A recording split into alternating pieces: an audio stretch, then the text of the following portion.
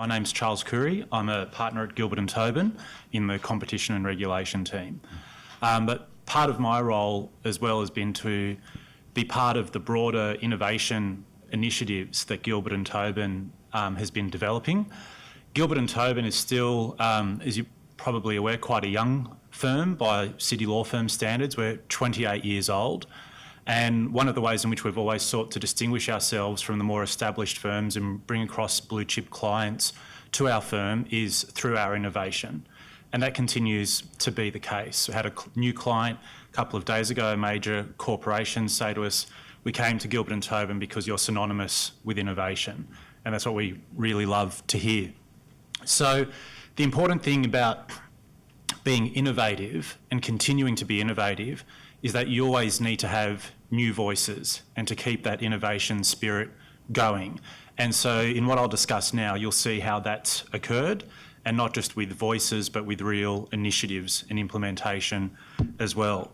So what we've been trying to do in the last 12 months, 2 years in particular, is to become what we call a future-ready law firm. And that's in light of all the changes which have been discussed already today, but we think there are three key ingredients to being a future-ready law firm. The first is to have the right mindset and recognise the need for change, and that has to come from the top down, from the board, from the managing partner, and we're really lucky that even though Danny Gilbert was the founder of the firm and is still the managing partner, even after 28 years and this great deal of success that the firm has had, he continues to want to innovate and want to be on the cutting edge of everything. So we really do have it from the top down. You also have to be willing to disrupt. And I'll explain in a moment how that means reducing the number of hours that you bill. And so that's a real challenge for us. And we got some publicity recently for implementing some measures which will actually reduce the number of hours that our lawyers bill. It was good publicity, but odd publicity for some people. But then you have to follow up that mindset with investment. So to remain innovative, you have to invest in research and development. You've got to invest in dedicated people who are there, and I'll explain to you how we've done that. You need to have these dedicated resources. And following on from that investment, you need action, and you'll see how we've done that. So what I'll do in the next few minutes is just cover some of the initiatives that have come up. The first thing I'll talk about is the Excellence Committee that we established, and I'll explain what they did, and then I'll talk to you how we developed a Futures Committee and then a Future Futures Committee, followed by a couple of things that we've done that we're really proud of. One is the creation of our own in-house innovation team called G&TI, with the I standing for innovation. And I'll briefly mention our investment in legal vision as well. So looking at I'll start with the Excellence Committee. So in 2012, the board of the firm and the senior management realised that we're producing great quality work, but in a changing legal environment where the clients are expecting sort of more for less, we had to look at how much was it costing us to produce that work and how can we go about our work more efficiently. The goal of the Excellence Committee was not necessarily to look at technology as a way of making us work more efficiently, but looking at the interactions that we have at work, the human interactions, and the way that we work, and identifying how that could be improved to allow us to work more efficiently. And the outcomes were that lawyers needed a broader set of skills, and really project management became a key focus and a key outcome of that Excellence Committee. So the Excellence Committee identified very specific things that lawyers, in particular senior lawyers and partners, very specific things that they should be doing at the start of a matter, during a matter, and after a matter to help improve the way we work. So there was lots around interaction, but a key part of that was improving our estimates. And it's been discussed already this morning. Now, that was improving estimates, whether they be general estimates where we still bill by the hour, or particularly if it's going to be an alternative fee arrangement like a fixed fee or a capped fee. using previous matters to identify appropriate estimates going forward. There was a key part in that as well about what role our knowledge management team should play in helping to improve the use of precedents. So the Excellence Committee made those recommendations, but a key thing that came up was technology, how we better use technology. And so in late 2014, Danny Gilbert convened a group of young partners within the firm and formed what was called the Futures Committee. And the Futures Committee was challenged to consider the evolution of the legal industry and to develop recommendations of the actions that Gilbert and Tobin should take to respond to those challenges.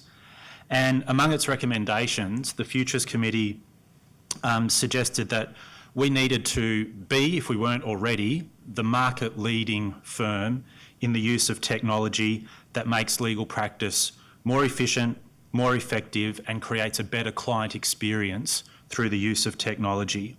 And we should lead particularly in the areas of high process intensity, such as buy-side due diligence, where you're acting for the buyer, you have to go through that whole due diligence process, or on the sell side, verification of the statements you're making, and you'll see what we've done in relation to those in a moment. I also mentioned the Future Futures Committee. So there was recognition that young partners are not the only ones with great ideas. We have a lot of young lawyers who have fantastic ideas about how to work and who are really interested in the use of technology in their jobs as well as outside of their jobs. And it became pretty apparent early on who those lawyers were, because we encourage people to share their ideas with us, and a lot of that came out during the Excellence Committee stage. And so a Future Futures Committee was put together and asked to address that same question that was put to the Futures Committee. Given the evolution of the legal industry, what actions should G&T take to respond? And technology was a key part of it. So the recommendations were a symbiotic relationship with technology, optimised work processes, and advanced data and knowledge centres and capturing. So all of this was considered, and we thought about, okay, what's the best way to do that? And one of the ways in which we sought to do that is to establish what we call G&TI, G&T Innovation. It's our own in-house team that develops technology as well as tests technology that external service providers use. It's headed up by our Chief Operations Officer, who isn't a lawyer. He used to be a partner at McKenzie and a very senior executive within NAB, and describes himself as a self-disruptor. And he's come in and said, we're self-disrupting ourselves. So we want to keep being innovative, and we need to disrupt what we're already doing. We have a head of legal transformation strategy who used to be a lawyer but has now changed her focus to just look on how we need to continue to transform with the times. We have an innovation officer who also used to be a lawyer, and our head of IT is a key leader of G&TI as well. When you look at it, G&TI really does four things. The first is it looks to exploit the technology that we're already familiar with. Look, the maximum use that can be made of stuff that we're already comfortable using. So we're already comfortable with things like document automation, decision logic technology, coding, all of people within G&TI. We've got a lot of data people who can do all this stuff for us already, and we're comfortable with that. Second of all, they explore the new technology, a lot of which you've heard about already. So we're exploring artificial intelligence, predictive tools, new forms of automation, and smart contracts. And an example of the outcome of some of that work is some of the new technologies that we created in-house and just recently patented. So this is what we got the publicity for. As far as we know, we're the first law firm to develop these technologies in-house and patent them. And what these technologies do is reduce the number of hours that are required to do tasks. And as I mentioned before, it's largely around due diligence. It's around PPSR searching on for IP titles, all of that. That's very repetitive. That can take a long time to do. We've now created these technologies that do that in about a tenth of the time. So we've invested in that, and we'll be rolling those out very shortly. The third thing that G&TI does is educate our lawyers. So you had a question earlier about how lawyers coming out of law school, how familiar they are with technology. So our experience is they are familiar, but there's still a lot more learning that can be done when you're using technology within the practice of law. And that goes beyond just looking at traditional legal technology. We recently ran some workshops for our lawyers where they were taught how to do coding and taught how to do smart contracts themselves, draft the coding behind smart contracts, taught the ins and outs of blockchain. And all of that was so that they could converse with clients at a more nuanced and sophisticated level around these things, talk to clients about coding and how they're using coding in technology, and advise on the issues that might come up if they're doing things in different ways. And so we think as well that we're the first law firm to teach our lawyers how to code and how to do all of this, and we're really proud of that. Finally, what GNTI does, and we're really proud of this and it's a really important thing, it's a client-facing function as well. Clients have been giving us feedback that what they want now is not just presentations about the latest developments in law. They don't want any more emails about the most recent case. Like us, they need help in improving their efficiencies in-house. Their internal budgets for the legal teams in-house are getting cut year on year, but they're also expected to produce the same volume and quality of output. So they need to work smarter as well. And we're really pleased to be able to help them with that. And so the leaders of GTI, these non-lawyers, are now having regular meetings with our clients to show them the technology that we use, to understand the challenges that they face and to help them find solutions around that. The best example I can give you is the hackathon that we had with Westpac in January this year. So an enormous organisation like Westpac needs to have constant process improvement given its size. And so the idea behind the hackathon was to identify some areas where there could be greater automation, better processes put in place. So it was a 2-day event that was essentially run by our GTI team, and ideas were formed on the first day, and then after that our data people went away, put together some coding and came up with prototypes the very next day that were then presented, and Westpac's now gone on and used some of that stuff. And so it was a very successful thing. We won an award for that initiative, the Financial Times Innovation Award for all of Asia Pacific, and we're really proud of that. And then I'll just talk quickly about our investment in Legal Vision. So I know you've heard from Legal Vision already, and I think they might be coming again. It's to show that the practice of law is changing, what clients want is changing, and you have to look at how we do things viably and where there's growth in the market. There's undeniably a lot of growth in the small to medium enterprise end of the market, as has been explained already today, and it was about how do we capture that growth. It's not necessarily viable for us to try and capture that ourselves, given the way that we work. So we looked at alternative ways of doing it, and the investment in Legal Vision we thought was a really great way to capture that. And so we had an initial investment and we were really pleased with how that went. And so Legal Vision had another round of funding recently, and we increased our investment very significantly in them. And we're very pleased with the outcomes there. We now do things together, offer solutions together, and we're really pleased with how it's going. Thank you. That's very informative. What do you see as the future of the legal profession? I think it's an expanded role for lawyers. And so lawyers not just looking at their particular area of practice and just focusing on that.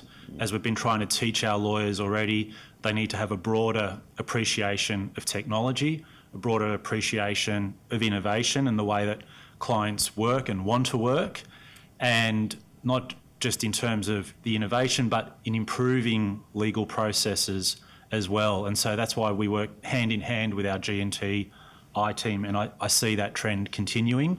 Danny Gilbert coined a phrase recently which has started to get some global traction. He had people contact him from overseas because they like the phrase driverless M&A, and so that's the technology that we developed and just patented will help to reduce the number of hours that lawyers spend and make that whole cumbersome M&A due diligence process a lot more efficient. And so it's about lawyers mastering that process and then using the outcomes of those processes for the stuff that needs to be done by humans, providing the advice and anything else that's required, using that output. Has change been embraced within the organisation universally, or have some been brought along kicking and screaming? I think the kicking and screaming recently is by some partners given our move to open plan. Yeah. But I can relate to that. but as far as the use of technology goes, I think it's universally recognised within the firm that all the investment that we're making in developing this technology is necessary, particularly given the reputation of the firm. It's completely consistent with the image we've always tried to have. And the young ones as well, they're embracing that? Oh yeah, so the sessions we had for coding and for learning about blockchain were oversubscribed. People had to sit out, and now we're going to be bringing those trainers back to run more sessions. You just go back to open plan. I think open plan came about more to do with saving of costs, and then it was sold on the basis that it developed a more collegiate environment. Yes. How have you found it? How has Gilbert and Tobin found it? So I'd worked in open plan a couple of times in the past when I'd done some secondments, so I sort of knew what to expect. But there were quite a few lawyers who hadn't had that open plan experience before, and understandably they were a little uncertain about what it was going to be like. But I think it's very much proved to be one of those things that was worse in anticipation than reality. When we got down to Barangaroo, we had these nice new offices, these amazing new precinct within the city. Everyone just got on with it. And I think people have been really happy there because we already had quite a collegiate feel. And so now, instead of people wandering to each other's offices to chat, even if it's about a matter, those people just sit next to each other and they can do that. But one of the things that we were very keen to ensure with the design is that there were sufficient breakout rooms and different types of breakout rooms. So there's breakout rooms just with one chair and one desk if you need a quiet space. We have collaboration rooms where there's monitors that you can use to talk to people in other offices or put work up on a screen. But then we have conversation rooms which don't have monitors, just a round table and a whiteboard. So we've tried to cater for everything. But I think the real feedback is that people have just embraced it and are really enjoying it. It's a really new, fresh office, a really new, fresh part of the city. And so I think people have taken to it very warmly. Do you see firms in the future not confining their services to legal work and broadening out the offering for clients? A bit of the reverse of what's happening with the large accounting firms. I think that's a difficult question. I don't necessarily see that happening. I think maybe the nature of the legal services provided might become more refined. So I think one of the things that we're exploring now with the technology we've developed is what practice will we turn into using this technology more and more, and what do we need as many lawyers? How will this technology fully be implemented? And that will just come with the test of time. But I think apart from offering the innovation value add to our clients and giving them access to the technology we use, giving them advice on how to work smarter themselves, I'm not sure at this stage if we'd go any broader than that. And the role of artificial intelligence, you said that your firm is looking at it. How do you see that being integrated into the work that lawyers do? I think it's unavoidable that there'll be a level of integration, and I think it's just learning now and coming to grips with to what extent it will become. And so that's part of why we're testing it, because we know it will come. We have seen from other countries already how it's starting to be used, and that will certainly penetrate into Australia, and it's just about defining to what extent it will be used. But I think it's unavoidable. And blockchain, are you able to talk a little about that? And Sure. So I'm not an expert. So my understanding is quite basic, but it's an area that our technology team has really focused on, because it's not just something that I think will be limited to financial transactions, or that seems to be the genesis of it now. I think that it creates a platform that's capable of use in a broad range of contexts.